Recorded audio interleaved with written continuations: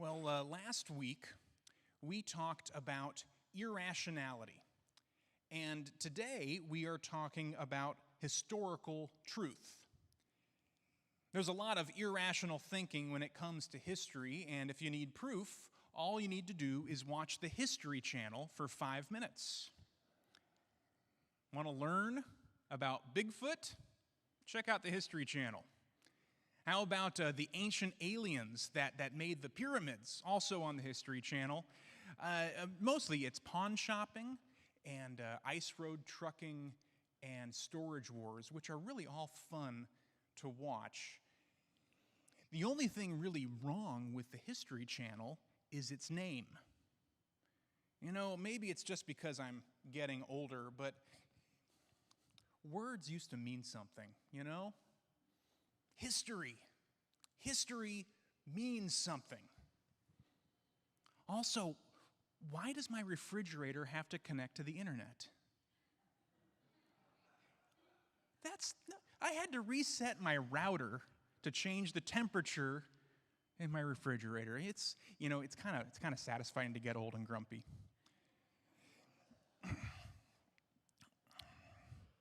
So when we're talking about historical truth, we're not talking about fantastic stories set in the past. We're not talking about myths and legends. And we sure aren't talking about all the lies that get told and sold to cover up historical truth.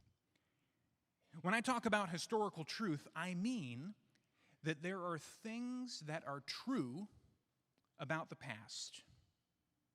Things that matter, both good and bad, that we can know about today through evidence. That past could be as recent as about 10 minutes ago, or about as far away as 10,000 years ago. That's the span we're talking about when we talk about history. We can't know them with the same degree of certainty that we can know observable truth. You know, we can't repeat the thing and see it happen again, but it's still truth. It's a different kind of truth. It's historical truth. Historical truth is especially important for us as the church. We are here today because of it.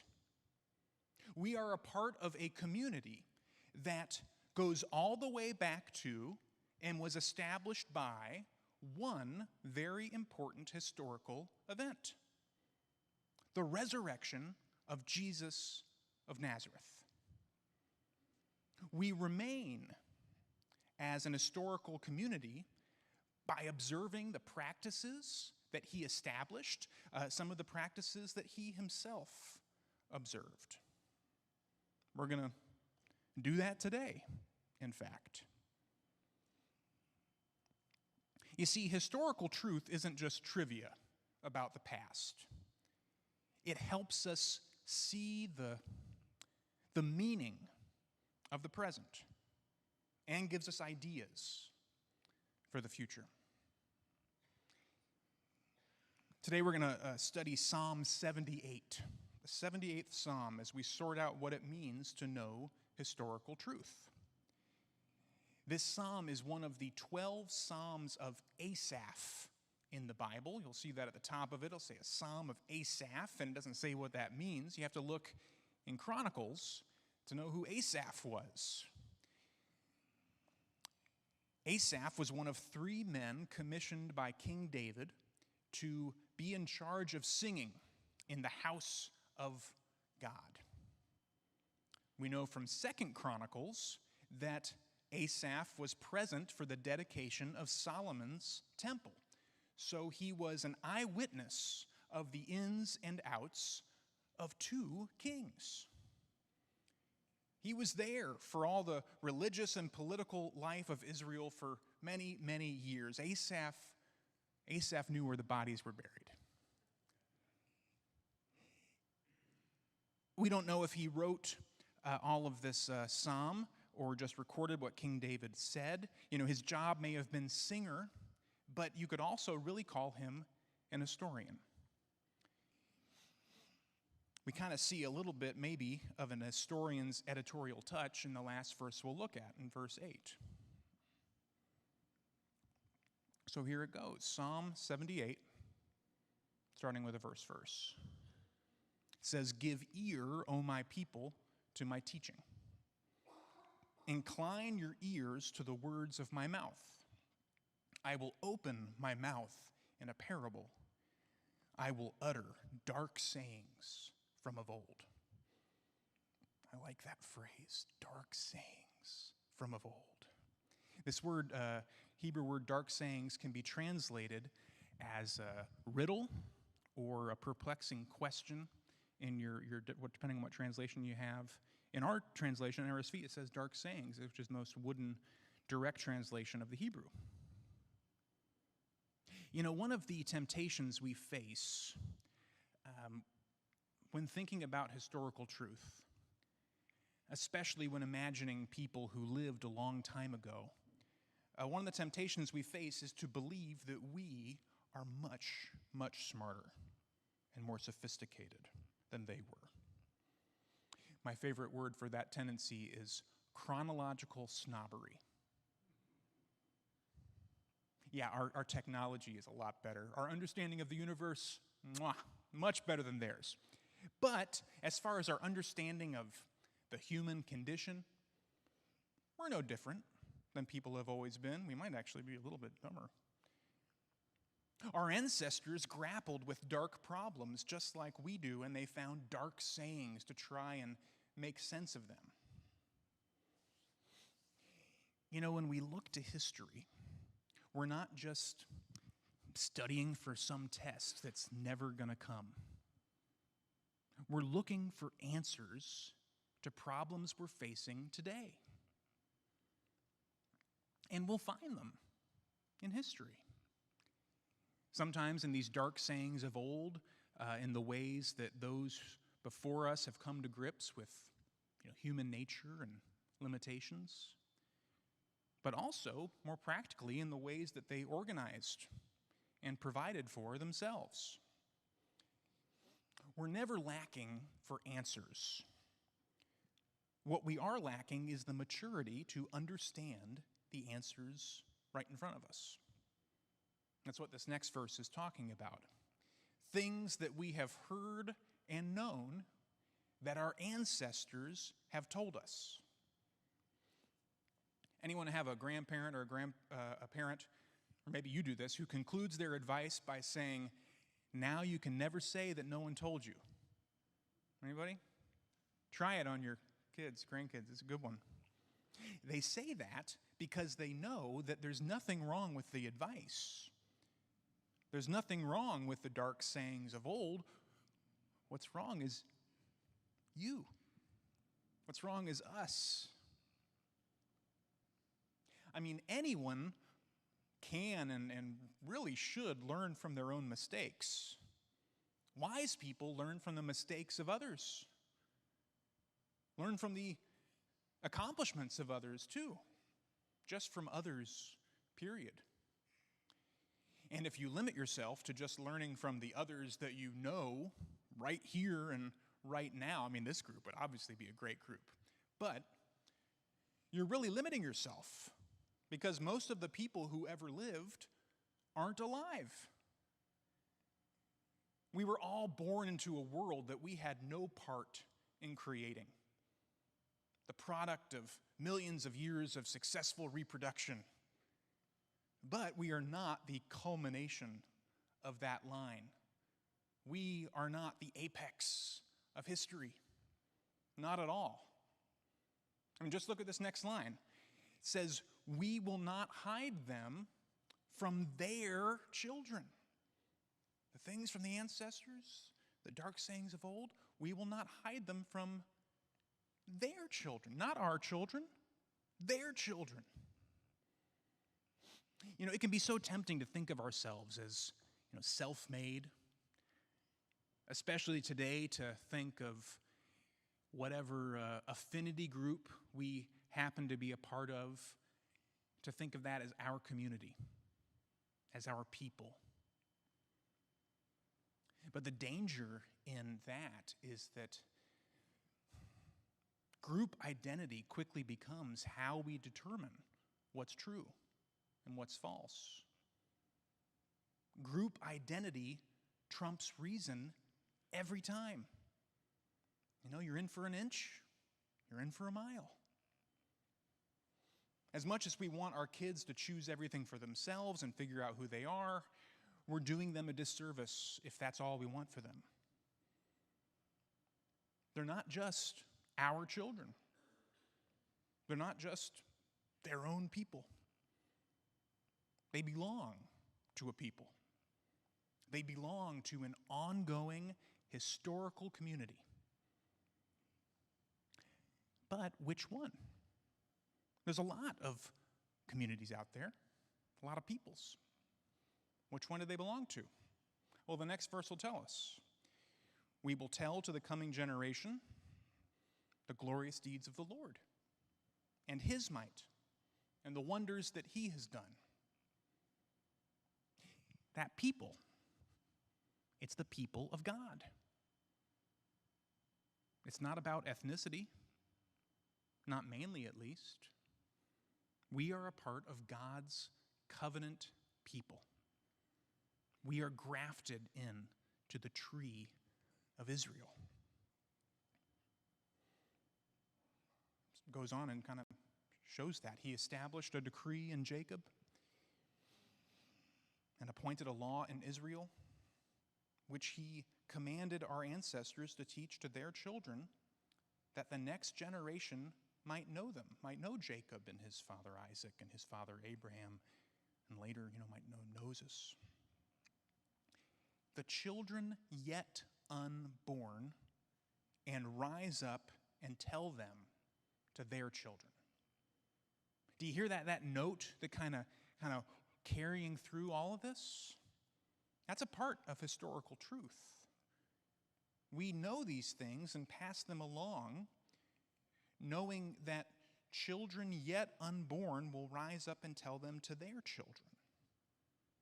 Kids having kids, right? We're meant to steward historical truth, not just by looking to the past, to the people who aren't alive anymore, but also with an eye to the future, to the people who aren't alive yet, so that they should set their hope in God and not forget the works of God, but keep his commandments. You see, historical truth isn't just something you know. It's a practice you keep. We're going to stop with this next verse, verse 8, because it ends this teaching in a really particular way. It's something we need to hear, especially today, on July 4th. And that they should not be like their ancestors, a stubborn and rebellious generation, a generation whose heart was not steadfast, whose spirit was not faithful to God.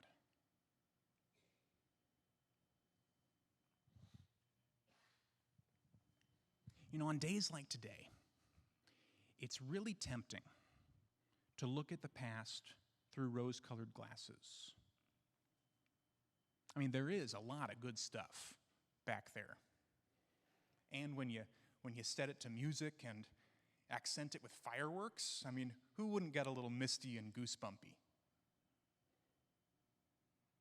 But whenever we look to the past to evaluate what's true, what's false, we have to use our morality and our rationality. Morality first, because it ties directly into this verse. You see this verse, you see a lot of verses like it. You see that the Bible doesn't revise history about the ancestors and the faith. It shows just how wrong and sinful they really were, even as it celebrates how faithful and brave they could be. We need to find a way to do the same thing. Even on a day like today, we need to remember that America's original sin is the genocide of the people who first lived on this land and the enslavement of another people who worked it for hundreds of years. And because we have never made a habit of naming and repenting of that sin, we keep repeating it over and over, even today.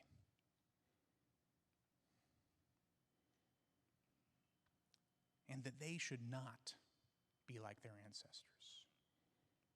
A stubborn and rebellious generation, a generation whose heart was not steadfast, whose spirit was not faithful to God.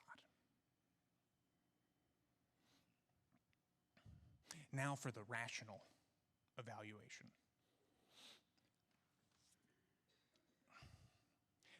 Lies and other false ideas often take root and spread like a virus through communities because they feel true, because they say what we want to hear. You know, they scratch an itch that we have. We'll get more into that next week. But one lie that has spread through certain parts of the church in our nation is that America was founded as a Christian nation. It wasn't. You may have heard that. You might believe it. It's not true. There are lots of books claiming it's true. And if you only listen to certain media outlets, it might sound like a settled fact. I mean, there is money and power on the line after all. But it's just not true. The evidence points to the historical truth that our founders intended a wall of separation between church and state for the protection of both.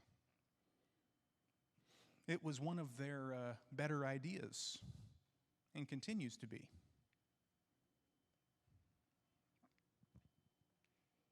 Now, why does all this matter? I mean, of course it matters because truth matters. If something is true, you should believe it. But why does this matter to a bunch of Jesus followers on Sunday morning in church? It matters because at the center of our faith as Christians is an historical event. What we claim to believe is based on an event at a specific time, on a date in history, in a real place. We believe that on that day, in our history, God, who had become a human being and whose story was recorded by those who knew him, died. And that he rose from the dead. Historical truth matters because we don't follow an idea or an ideology. We follow a person, a resurrected person. And on that day when Jesus rose from the dead, he broke the power of sin in our lives and in the world. And he gave us power to live a new one. That's his plan for bringing about a new world. Not through the taking over of the governments of the world. History has shown very clearly that the church is allergic to power. No, our true power is in our story. But when we tell our story, and clean up the bad parts or deny the mistakes, the bloodshed, the sin, our story loses its power. When we change historical truth to make ourselves or our ancestors look better or come out the hero, we deny the power of grace. I mean, that's what we remember at this table today. In the bread and in the cup. That's the hope of the resurrection that's been given and that we are stewards of, the same hope that we share with our children to share with their children. We have every reason to celebrate, but no ground to claim the victory as our own.